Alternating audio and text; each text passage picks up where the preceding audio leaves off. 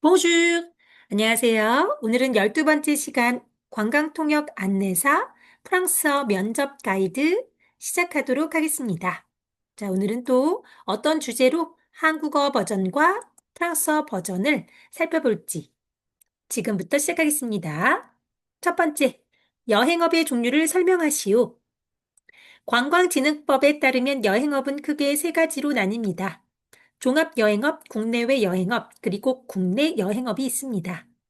먼저 종합여행업은 한국이나 해외를 여행하는 한국인과 외국인을 대상으로 합니다. 둘째, 국내외 여행업은 한국이나 해외 여행을 하는 한국인을 대상으로 합니다. 마지막으로 국내 여행업은 국내 여행을 하는 한국인을 대상으로 합니다. 이 질문을 프랑스어로 받았을 때 어떻게 대답해야 할까요? Décrivez les types d'industrie de voyage. Selon la loi sur la promotion du tourisme, le secteur du voyage est globalement divisé en trois catégories. Les voyages complets, les voyages nationaux et internationaux, et les voyages nationaux. Les voyages complets s'adressent aux Coréens et aux étrangers voyageant en Corée ou à l'étranger. Les voyages nationaux ou internationaux s'adressent aux Coréens voyageant en Corée ou à l'étranger. Les voyages nationaux s'adressent aux Coréens voyageant sur leur territoire national. 두 번째 질문입니다. 여권이란 무엇이며 그 종류에는 어떤 것들이 있는가? 여권은 관광객의 신분과 국적을 증명하고 국제 여행을 승인하는 여행 문서입니다. 관광객은 출국이나 귀국을 하기 위해 여권이 필요합니다. 일반 여권, 관용 여권, 외교관 여권의 세 가지 유형이 있습니다. 일반 여권은 한국 국민을 대상으로 합니다. 국외 여행을 하는 횟수에 따라 일반 여권은 단수 여권과 복수 여권으로 나뉩니다. 관광객들은 단수 여권을 가지고 국외 여행을 단 한 번 할 수 있습니다. 하지만 복수 여권을 가지고 있으면 만료일 전에 여러 번 국외 여행을 할 수 있습니다. 관용 여권은 공무를 위해 여행하는 공무원들과 그 동반자들에게 발행됩니다. 여행 목적과 그들의 직위에 따라 국제적인 업무를 위해 여행하는 외교관과 동반자들에게는 외교관 여권이 발행됩니다. 프랑스어 버전으로 살펴봅니다. Qu'est-ce qu'un passeport et quels sont les types de passeports? Un passeport est un document de voyage qui prouve l'identité et la nationalité d'un touriste et l'autorise à voyager à l'étranger. Les touristes ont besoin d'un passeport pour quitter leur pays d'origine et en revenir. Il existe trois types de passeports, les passeports ordinaires, les passeports officiels et les passeports diplomatiques. Les passeports ordinaires sont destinés aux citoyens coréens. Selon le nombre de voyages internationaux, les passeports ordinaires sont divisés en passeports à entrée unique et passeports à entrée multiple. Un passeport à entrée unique ne permet de voyager qu'une seule fois à l'étranger. Toutefois, si vous êtes titulaire d'un passeport multiple, vous pouvez voyager à l'étranger plusieurs fois avant sa date d'expiration. Les passeports officiels sont délivrés aux représentants du gouvernement et à leurs accompagnants en mission officielle. Les passeports diplomatiques sont délivrés aux diplomates et à leurs accompagnants en mission internationale en fonction de l'objet de leur voyage et de leur fonction. 여권과 비자의 차이는 무엇인가? 여권은 해외여행에서 관광객의 신분과 국적을 증명하는 문서입니다. 그것은 중앙정부가 발급합니다. 비자는 관광객이 특정 국가에 출입하는 것을 허용하는 공식적인 허가입니다. 이 허가는 관광객이 방문하는 나라로부터 승인받습니다. 여권은 해외여행 동안의 관광객의 신원을 확인해 주지만 비자는 관광객이 특정한 나라에 머무르는 것을 일시적으로 허가합니다. 비자의 종류로는 학생비자, 노동비자 등이 있습니다. 프랑스의 경우 비자 유효 기간 동안 현지 경시청에 가셔서 체류증을 발급받을 수 있습니다. 무비자 여행이 가능한 3개월을 초과하는 경우에는 더 이상 비자가 유효하지 않기 때문입니다. 또한 체류증은 매년 갱신해야 합니다. La différence entre le passeport et le visa. Un passeport est un document qui prouve l'identité et la nationalité d'un touriste lors d'un voyage à l'étranger. Il est délivré par le gouvernement central. Un visa est un permis officiel permettant à un touriste d'entrer dans un pays spécifique. Ce permis est approuvé par le pays visité.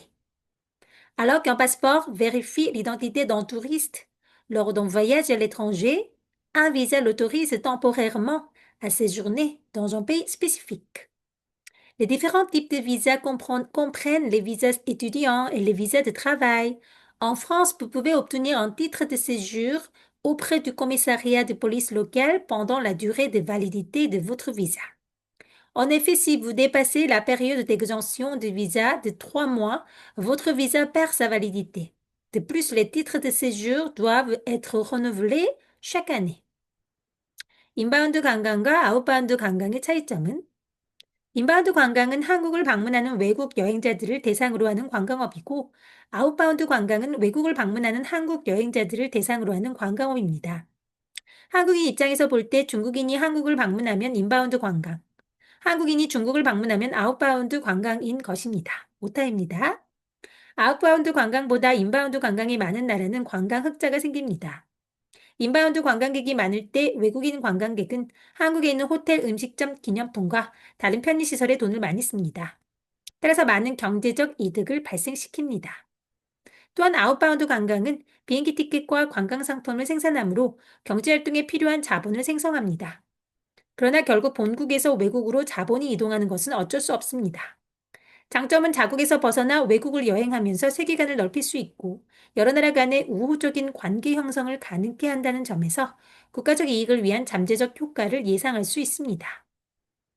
La différence, 오타입니다. Du tourisme récepteur et du tourisme émetteur. Le tourisme récepteur désigne le tourisme ciblant les voyageurs étrangers visitant la Corée, tandis que le tourisme émetteur désigne le tourisme ciblant les voyageurs coréens visitant des pays étrangers. Du point de vue coréen, les visiteurs chinois en Corée constituent le tourisme récepteur, tandis que les visiteurs coréens en Chine constituent le tourisme émetteur. Les pays où le tourisme récepteur est supérieur au tourisme émetteur génèrent un excédent touristique. Lorsque le tourisme récepteur est élevé, les touristes étrangers dépensent massivement en hôtels, restaurants, souvenirs et autres commodités en Corée, générant ainsi d'importantes retombées économiques. Le tourisme émetteur génère également les capitaux nécessaires à l'activité économique grâce à la production de billets d'avion et de produits touristiques. Cependant, les flux de capitaux du pays d'origine vers l'étranger sont inévitables.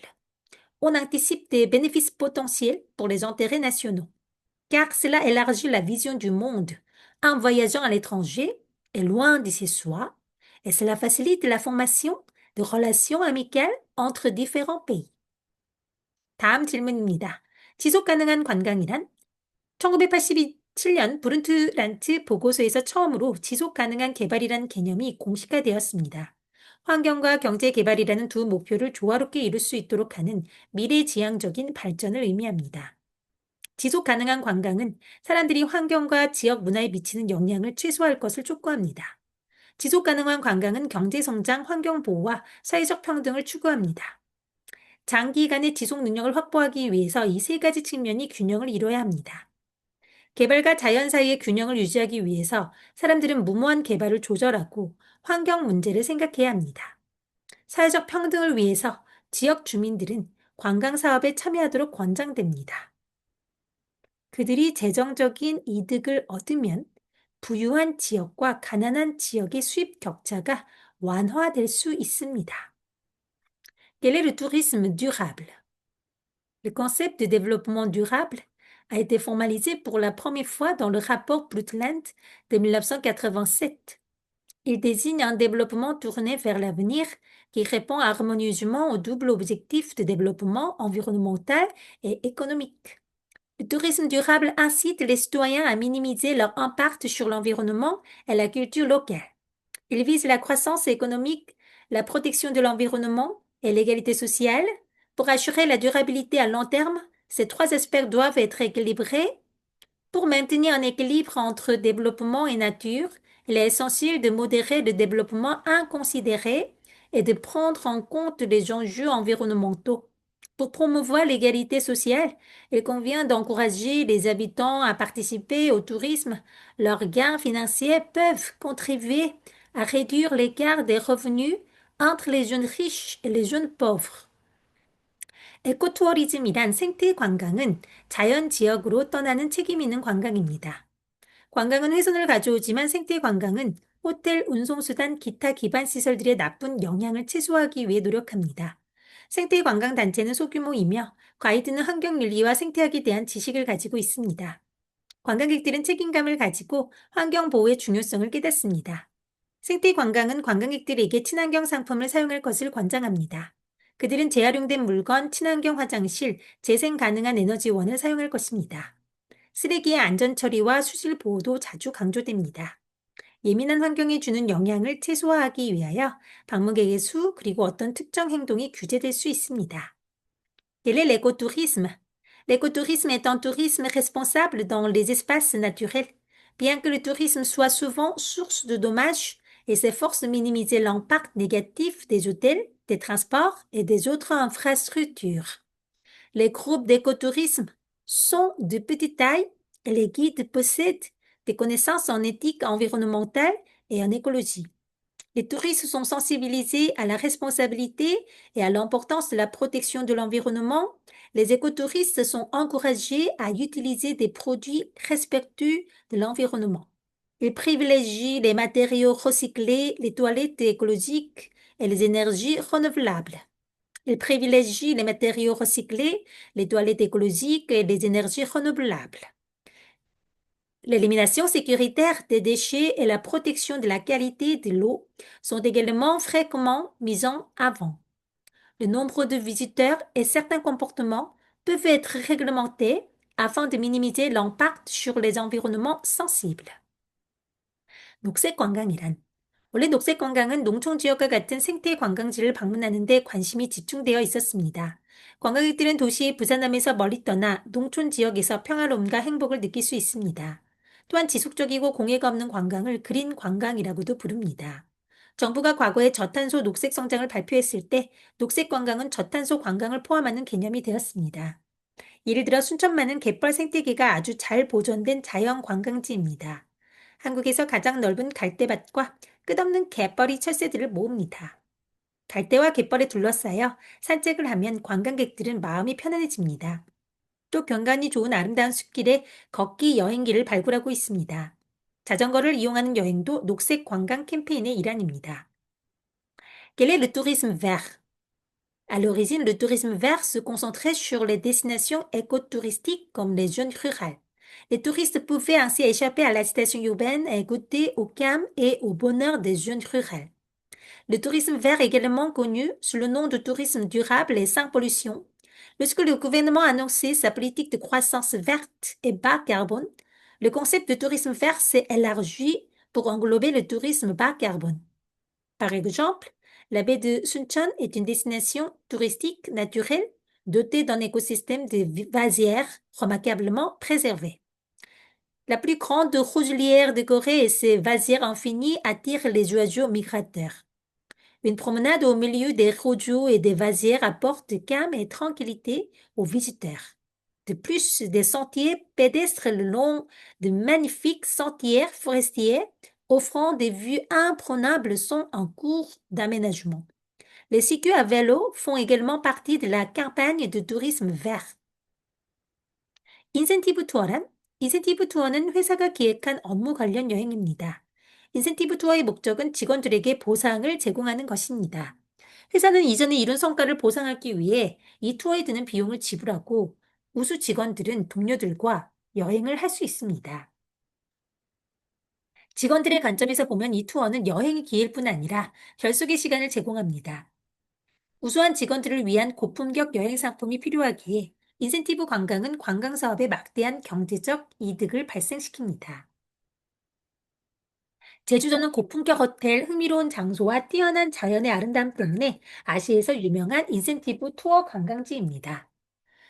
Quel est le voyage incentive? Les voyages de motivation sont des voyages d'affaires sponsorisés par les entreprises. Leur objectif est de récompenser les employés. Les entreprises financent ces voyages pour récompenser leur réalisation passée et les employés les plus performants peuvent voyager avec leurs collègues. Pour les employés, ces voyages sont non seulement une occasion de voyager, mais aussi un moment de partage. Parce que les employés performants ont besoin de produits de voyage de haute qualité, les voyages de motivation génèrent des retombées économiques importantes pour le secteur du tourisme.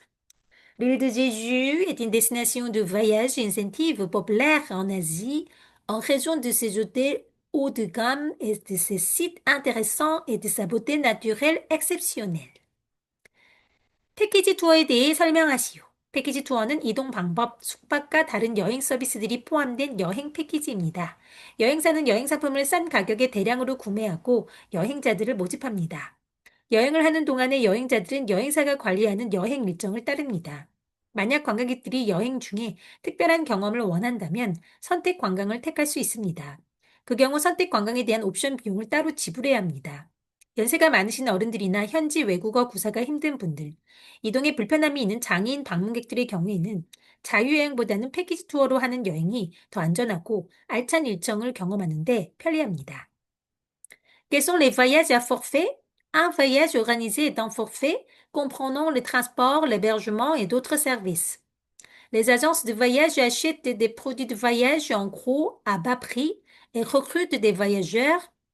Durant leur voyage, les voyageurs suivent un itinéraire géré par l'agence. Si les voyageurs souhaitent vivre une expérience unique pendant leur voyage, ils peuvent choisir des excursions optionnelles, cependant elles sont soumises à un supplément. Pour les voyageurs plus âgés, ceux qui ont des difficultés à parler la langue locale ou les personnes handicapées qui ont des difficultés à se déplacer, les voyages à forfait sont plus sûrs et plus pratiques pour vivre un itinéraire enrichissant que les voyages indépendants. 의료 관광이란 의료 관광의 목적은 의료 치료를 받는 것입니다. 한국의 의료 기술이 진보됨에 따라 많은 외국인들이 한국에 있는 병원에 방문합니다. 그들은 암치료, 치과치료, 성형수술, 한방치료, 메디컬 스킨케어 등 다양한 치료를 받습니다. 더욱이 한류 덕분에 한국의 성형수술은 아시아에서 인기가 많아졌습니다. 그러나 한국은 의료 관광을 위한 충분한 기반 시설이 여전히 부족합니다. 환자와 그 가족들은 치료를 받는 동안에 한국에 머물러야 합니다. 그래서 그들은 병원과 연계된 호텔과 재활센터가 필요합니다. 또한 그들은 체류 기간 동안 한국을 여행하고 싶어 합니다. 한국은 늘어난 의료 관광객들을 지원하기 위해 통역 가이드를 비롯하여 많은 준비가 필요합니다. 한국의 진료비는 미국의 30% 수준으로 선진국들보다 상대적으로 저렴하다는 장점이 있습니다. Quel est le tourisme médical? Le tourisme médical a pour objectif de recevoir des soins médicaux. Grâce au progrès de la technologie médicale en Corée, de nombreux étrangers se rendent dans les hôpitaux coréens. Ils y reçoivent divers traitements, notamment contre le cancer, les soins dentaires, la chirurgie esthétique, la médecine orientale et les soins dermatologiques. De plus, grâce à la vague coréenne, la chirurgie esthétique coréenne est devenue populaire en Asie. Cependant, la Corée manque encore d'infrastructures adéquates pour le tourisme médical. Les patients et leurs familles doivent rester en Corée pendant leur traitement.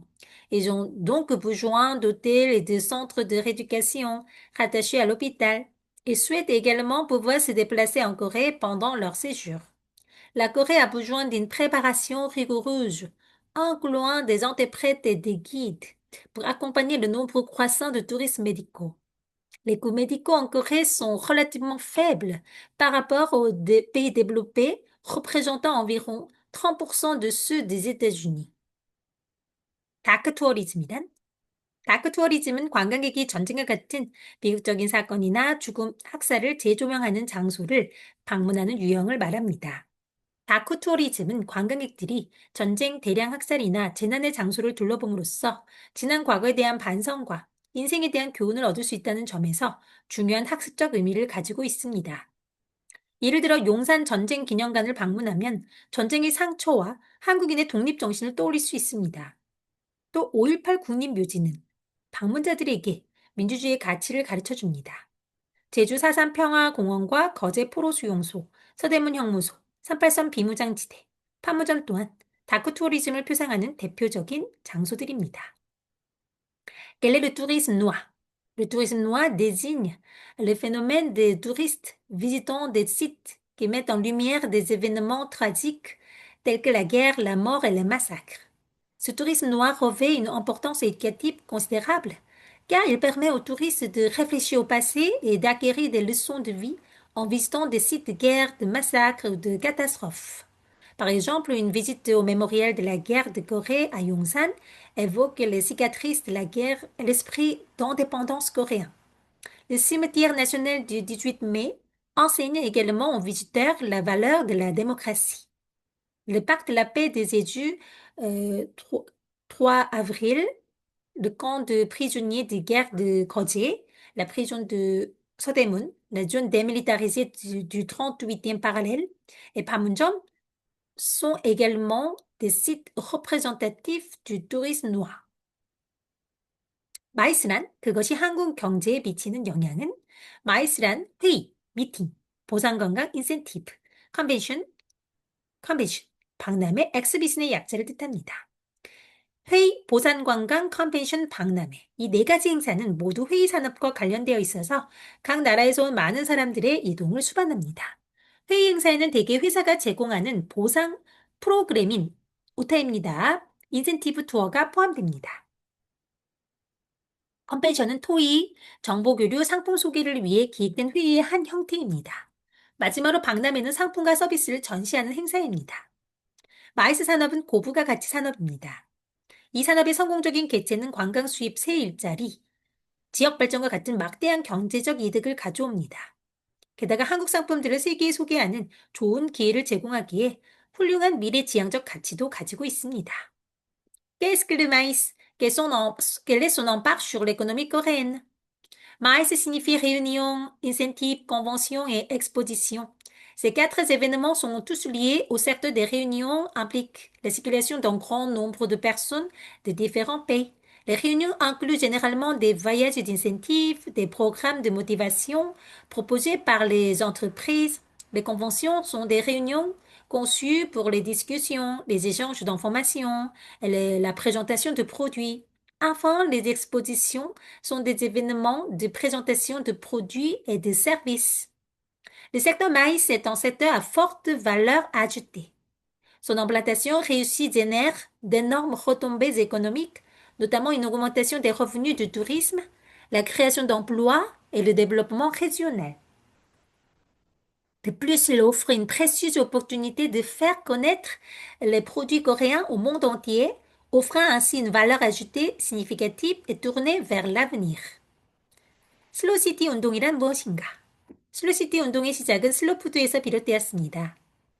패스트푸드의 대명사인 맥도날드가 이탈리아 로마에 매장을 열면서 현지인들에게 큰 충격을 주었고 지역 고유의 전통 음식을 지키려는 모임이 시작되었습니다. 슬로푸드 운동은 도시의 삶 전체에 느림을 도입하자는 운동으로 확산되었습니다. 오늘날 많은 사람들이 자연적이고 전통적인 방식의 삶을 그리워합니다. 슬로시티는 교통량이 덜하고 지역 주민이 적습니다. 또한 환경 오염이 덜하고 삶의 방식은 여유롭습니다. 개인과 공동체의 가치에 대한 인식, 마음의 여유와 균형을 의미하는 슬로시티 운동은 지역의 정체성을 찾고 옛것과 새것의 조화를 이룸으로써 지속가능한 도시 발전과 주민의 삶의 질 향상을 목표로 합니다. 한국의 대표적인 슬로시티로 완도청사는 나지막한 지붕들, 돌담길에서 여유로움이 느껴집니다. 2022년에 전주 한옥마을이 슬로시티로 지정되었습니다. 너무 관광객들이 몰리는 것 아니냐는 지적에 전주 한옥마을은 늘어나는 상업화 시설의 증가로 정체성 논란에 휩싸이기도 했습니다. 그러나 과거 전통 한옥 변경 형태 금지령 등 지역 주민들이 희생을 감수하면서까지 한옥 마을을 지키기 위해 했었습니다. 지속적인 전통 관광 명소로 발전하기 위해서는 개발 주안 규제도 필요하지만 지역 주민의 공감대를 얻는 일이 중요합니다. 전남 신안군 증도, 완도군 청산도, 강원도 춘천시 신례마을, 전남 장흥군 방촌 문화마을, 경남 김해시 봉하마을, 화포 천습지 등이 우리나라의 유명한 슬로시티 구역입니다. Quel est le mouvement Slow City? Le mouvement Slow City trouve son origine dans le mouvement Slow Food. Le vertu d'un restaurant McDonald's, icône de la restauration rapide à Rome, en Italie, a choqué les habitants et a déclenché un mouvement pour préserver la cuisine traditionnelle de la région. Le mouvement Slow Food s'est ensuite transformé en un mouvement visant à introduire la lenteur dans la vie urbaine. Aujourd'hui, nombreux sont ceux qui aspirent à un mode de vie plus naturel et traditionnel. Les villes slow offrent moins de circulation, moins de résidents, moins de pollution et un mode de vie plus détendu. Le mouvement Slow City, qui reconnaît la valeur des individus et des communautés et symbolise la paix et l'équilibre, vise à favoriser un développement urbain durable et à améliorer la qualité de vie des habitants en favorisant un sentiment d'identité locale et en harmonisant l'ancien et le moderne. Cheongsan à Wando, une ville slow représentative de Corée, respire la détente grâce à ses toits bas et ses allées bordées de murs de pierre. En 2020, le village à nord de Jeonju a été désigné Slow City. Cependant, la multiplication des commerces conjuguée aux inquiétudes concernant la surpopulation a suscité un débat sur son identité. 자, merci. 오늘의 강의는 여기까지입니다. 다음 시간에 뵙겠습니다. Merci. Au revoir.